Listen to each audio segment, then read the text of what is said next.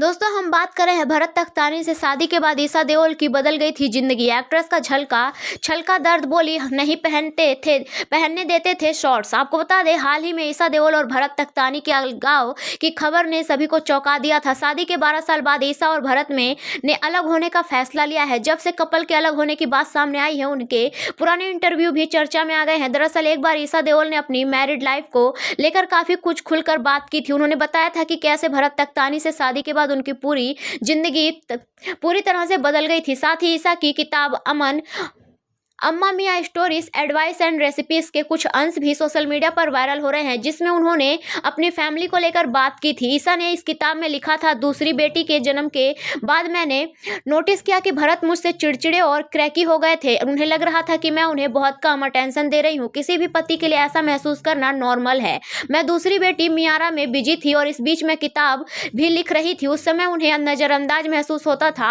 आपको बता दें, इतना ही नहीं, ईशा ने आगे लिखा था कि मुझे याद है जब भरत ने मुझसे नया टूथब्रश मांगा था, ये मेरे दिमाग से निकल गया था। उनकी शर्ट प्रेस नहीं थी और बिना लंच ब्रेक किए ऑफिस भेज देती थी। मैंने देखा कि बहुत समय से उनके साथ डेट नाइट या मूवी डेट पर नहीं गई हूँ, तो मैंने अपने ट्रैक से बाहर निकलकर अच्छी सी ड्रेस पहनी और वीकेंड पर उनके साथ बाहर गई। आपको बता दें, सिर्फ इतना ही नहीं, ईशा देओल ने अपनी किताब में बताया कि शादी के बाद उन्हें शॉर्ट्स तक पहनने की इजाजत नहीं थी। एक्ट्रेस ने लिखा था, शादी के बाद मेरे जीवन में कई चीजें बदल गई थी। मेरे घर में शॉर्ट्स और टी शर्ट में नहीं घूम सकती थी, जैसा कि मैं शादी से पहले अपने घर में रहती थी।